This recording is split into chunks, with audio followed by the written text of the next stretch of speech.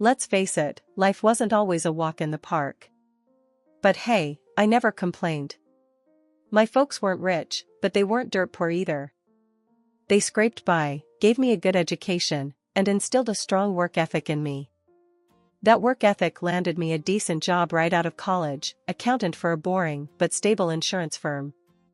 40 years flew by in a blur of spreadsheets, tax forms, and endless cups of lukewarm coffee. My life wasn't exciting, but it was predictable. Then, something completely unexpected happened. One dreary Monday morning, a new client walked into my life, Ms. Lewis. She wasn't your typical client.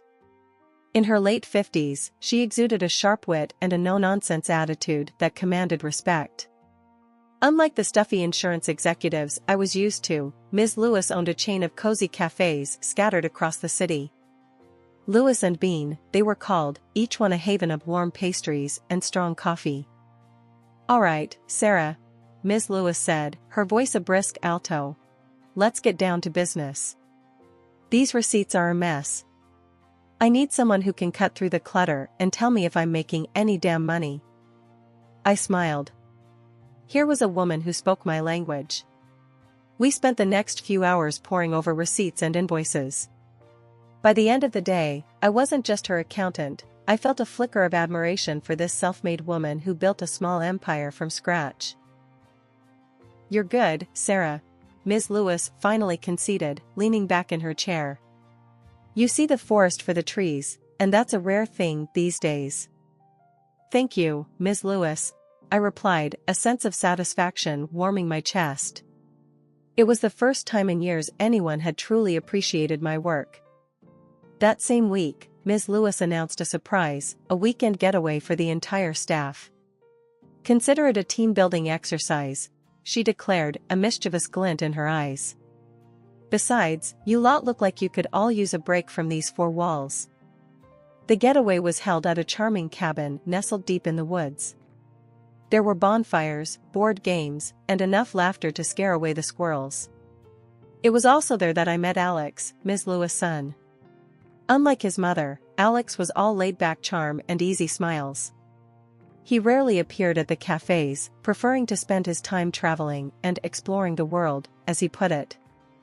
"So you're the accountant who keeps my mom sane," Alex said, sidling up to me at the bonfire one evening. He held a beer in one hand and a lopsided grin on his face. "Something like that," I replied, feeling a heat rise in my cheeks. Alex wasn't conventionally handsome, but his easygoing personality and adventurous spirit were undeniably attractive. That night, under a blanket of stars, we talked for hours. By the end of the weekend, we were practically inseparable. As we said our goodbyes at the office on Monday, Alex leaned in and whispered, "See you around, Sarah." His touch sent a shiver down my spine, and I knew, with a certainty that surprised even me, that this wasn't just a fleeting office romance. The next few months were a whirlwind. Alex and I were officially dating, sneaking stolen kisses in the stairwell and late-night texts that made my phone buzz with a secret thrill. But there was a dark cloud hanging over our happiness. Alex insisted on keeping things quiet, especially from his mother. "She'd freak," he'd mutter, brushing off my concerns. "She's got this whole image of me being a carefree bachelor, wouldn't understand." I didn't like it, this cloak and dagger business, but I was smitten. Love makes you do stupid things, and here I was, tiptoeing around like a teenager on a first date. Still, a niggling worry gnawed at me. What if someone found out? What if Ms. Lewis, with her sharp eyes and even sharper mind, caught on? Then, 6 months in, everything changed. I woke up one morning feeling different, a strange flutter in my stomach that wouldn't go away. A home pregnancy test confirmed my suspicions. I was pregnant. Excitement bubbled up in my chest, quickly followed by a cold dread. How would Alex react? That night, after work, I practically shoved the test into his hands. His face went white as a sheet. The carefree smile I loved so much was replaced by a grimace. This can't be happening," he stammered, his voice tight. "Alex," I began, my voice shaky with a mixture of hope and fear, "we can figure this out." We can. He cut me off, his voice harsh. Look, babe, he said, using a nickname that suddenly sounded cold and impersonal. This isn't the right time for me to be a dad. I'm not ready for all that. My heart sank. The warmth I felt moments ago turned to ice. But Alex. No buts, he snapped.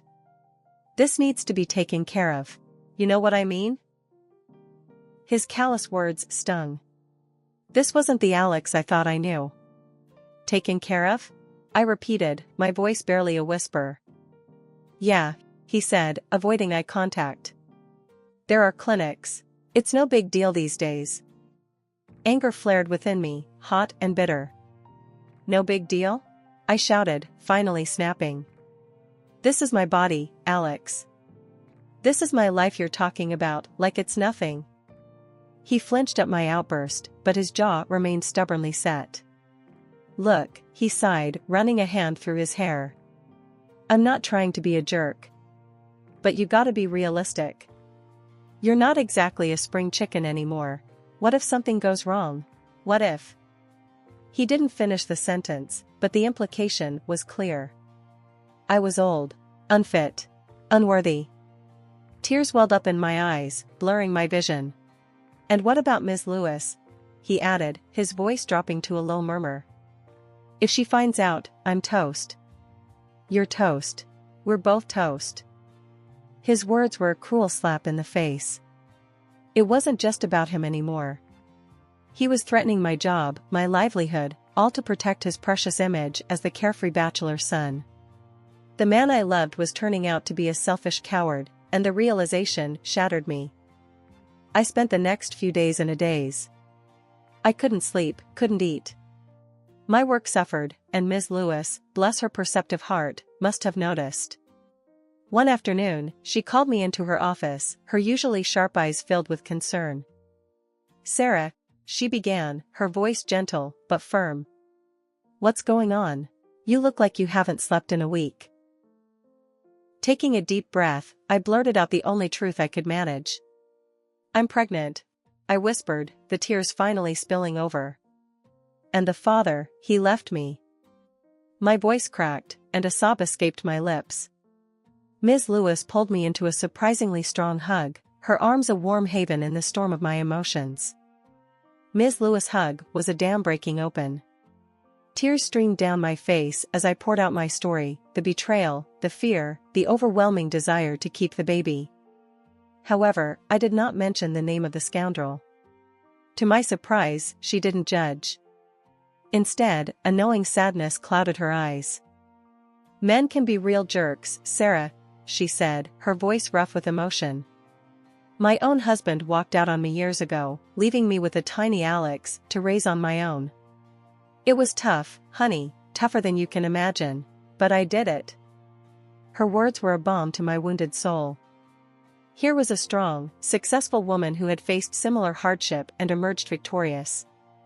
It gave me a flicker of hope, a belief that maybe, just maybe, I could do this too. Look, Ms. Lewis continued, her voice firming up. This is your decision, Sarah. But if you choose to keep the baby, I'm with you all the way. We can figure out a way to make things work. Maybe some remote work, lighten your load a bit. Loyalty goes both ways, Sarah, and you've been a damn good accountant for me all these years. Relief washed over me, warm and welcome. The fear of losing my job, my livelihood, had been a constant weight on my chest. Now, Ms. Lewis was offering a lifeline, a chance to be a mother without sacrificing my career. The next few months were a blur of doctor's appointments, nesting instincts, and a growing sense of determination. Alex never called, never checked in. But with each passing day, the little life growing inside me filled that emptiness with something new, something precious, a love that was fierce and unconditional. Finally, the day arrived. A healthy baby boy, with chubby cheeks and a head full of dark hair, entered the world. Holding him in my arms, the tiny fingers wrapped around mine, I knew I'd made the right decision. Life settled into a comfortable rhythm. My days were filled with the gurgle of baby laughter, the clatter of tiny fists on the high-chair tray, and the quiet hum of work emails answered between diaper changes and nap times. Ms. Lewis, bless her heart, even offered to help out with childcare sometimes, spoiling my son rotten with trips to the zoo and afternoons filled with her famous chocolate chip cookies. Then, one day, Ms. Lewis dropped a bombshell on me. "I'm thinking of shaking things up, Sarah," she announced, her eyes twinkling with a mischievous glint. "Those cafes have been good to me, but I'm hungry for a new challenge." She explained her plan, to ditch the cafes altogether and open a bakery. Not just any bakery, mind you, but a franchise of this hotshot bun company everyone was raving about. "It's a gamble, Sarah," Ms. Lewis admitted, "but I have a good feeling about it." As the accountant, the financial side of things fell to me. I crunched numbers, analyzed reports, and presented Ms. Lewis with a detailed business plan. The more I dug into it, the more excited I became. Of course, not everyone was on board. The day Ms. Lewis announced her plans to the office, the door practically slammed itself shut behind a fuming Alex. "You're crazy, Ma," he yelled, his voice echoing in the stunned silence. "Those cafes are a goldmine. Why would you throw it all away for some stupid bakery fad?" His outburst was both shocking and unwelcome. Alex completely ignored me, didn't even spare me a glance as he stormed past my desk. It stung, a prick of fresh hurt, but I quickly pushed it down. Ms. Lewis, however, remained unfazed by her son's tantrum. "Don't listen to him, Sarah," she said, her voice firm. "He wouldn't know a good business opportunity if it bit him in the... Well, you get the picture." Despite Alex's disapproval, Ms. Lewis was determined. With my help and a hefty loan, she sold the cafes and took the plunge into the world of artisanal bread and fancy pastries. The first year of the bakery was a nail-biter. Customers trickled in, but not enough to fill the cavernous space Ms. Lewis had leased. The dream of fresh-baked success seemed to be slowly turning stale.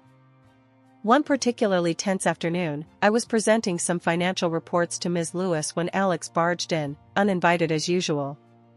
He glanced at me with a sneer, then turned to his mother. "See, Ma," he scoffed. "Told you this was a stupid idea. You're gonna lose your shirt thanks to your lousy advisors." He flicked his gaze back to me, his voice dripping with disdain. "And you," he sneered, pointing a finger at me. "You should be fired for dragging her into this mess." Before I could retort, Ms. Lewis slammed her fist on the table, the force of it making the coffee cups jump. "Alex," she roared, her voice surprisingly strong. "You will show respect in my office. Sarah is a valued employee, and you will treat her as such." Alex, taken aback by his mother's sudden outburst, mumbled something about "just looking out for you," then slunk out of the office, leaving a trail of awkward silence in his wake. Ms. Lewis sighed, pinching the bridge of her nose. "Don't mind him, Sarah. He can be a real jackass sometimes." I managed a weak smile. Alex's presence was always unpleasant, but witnessing his blatant disrespect towards his mother was a new low. 3 years later, that hard work paid off. Customers became regulars, raving about the sourdough bread and the decadent chocolate croissants. The bakery, once a struggling startup, was now a local institution, a bustling hub of deliciousness. Ms. Lewis and I celebrated the bakery's first $1 million year with celebratory cupcakes and an extra-large pot of coffee. The joy of success was bittersweet, however. Just a few days later, Alex strutted into the office, not alone this time. On his arm hung a young woman, all blonde hair and tight dresses, his new wife, as it turned out. They were there to discuss household matters with Ms. Lewis, their voices laced with a sense of entitlement. As they walked past my office on their way out, I couldn't help but overhear a snippet of their conversation. "She's being a stubborn old bat," Alex grumbled. "Refuses to give us any money. Maybe we should just..." His voice trailed off. The rest I could only piece together. It seemed they were hatching a plan that involved taking money from Ms. Lewis without her consent. My stomach clenched. I couldn't let this happen. I rushed into Ms. Lewis' office, spilling the details of the overheard conversation. Ms. Lewis listened intently, her face grim. "Alex," she began, a world of weariness in her voice. "I knew he'd changed, but I never expected." But we didn't have time to do anything because a shadow began to fall over Ms. Lewis' bright spirit. What started as occasional fatigue escalated into frequent bouts of illness. She'd brush it off, claiming it was just getting old, joking about how even her body was finally ready to scrap after all these years. I, of course, wouldn't have it. "Don't be ridiculous," I'd retort. "You've got more energy than most 20-year-olds I know. You just need to see a doctor." But Ms. Lewis, bless her stubborn heart, was determined to stay on her feet. The bakery was finally hitting its stride, generating its first real profits, and she didn't want to take her eye off the prize. "There'll be time for doctors later, Sarah," she'd say, her voice a little raspy. "Right now, we've got a bakery empire to build." Then came the day that turned my worry into full-blown dread. Ms. Lewis was presenting a new line of seasonal pastries to the staff when she suddenly doubled over, clutching her stomach. Panic surged through me as I rushed to her side. "It's nothing, Sarah," she gasped, her voice weak. "Just a wave of dizziness. Give me a minute." She reached into her purse, her hand trembling, and pulled out a small bottle of pills. "Just need a little boost," she mumbled, offering me the bottle. I took it, eyeing the plain packaging with suspicion. No label, no expiry date, just a jumble of unfamiliar letters. "What are these?" I asked, my voice firm. Ms. Lewis winced. "Alex got them for me," she admitted, her voice barely a whisper. "Some new thing for energy and focus," he said. "Strong stuff apparently." My blood ran cold. This wasn't a coincidence. This was an attack. Alex was somehow, someway, making his mother sick. The thought filled me with a rage so primal it scared even me. "We need to get these tested," I declared, my voice hard. "We need to know exactly what's in them." Ms. Lewis, shaken but resolute, nodded in agreement. "Meet me at the office tomorrow," she rasped, her voice regaining some of its old strength. "We'll figure this out, Sarah. We always do." Her words fueled my resolve. I wouldn't let her down. Leaving work early, I tucked the pill bottle into my purse and headed straight to the lab. There, I met with Emily, a brilliant chemist and one of my closest friends. Whisking her into a secluded corner, I filled her in on the entire situation.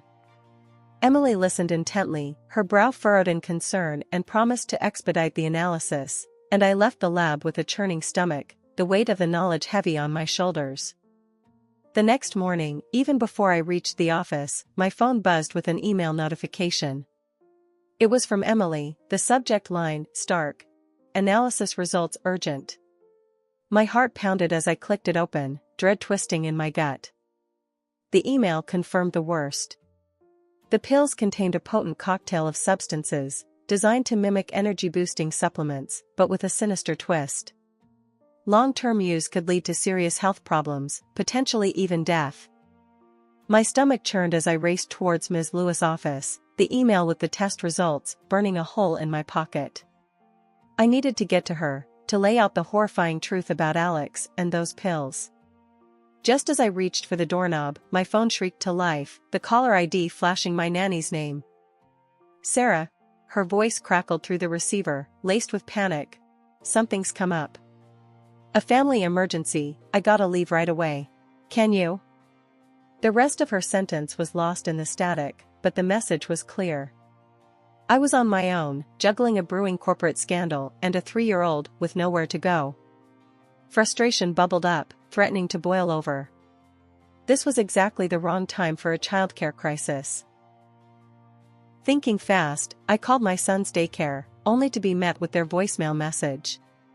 Desperate, I dialed Ms. Lewis' number, hoping for a miracle. "Sarah? What's wrong?" Ms. Lewis' voice came through, laced with concern. I explained the situation, the jumble of childcare woes, and a burning need to discuss something urgent. A beat of silence followed, then a sigh. "Bring him in, Sarah," Ms. Lewis said, her voice firm. We'll figure something out.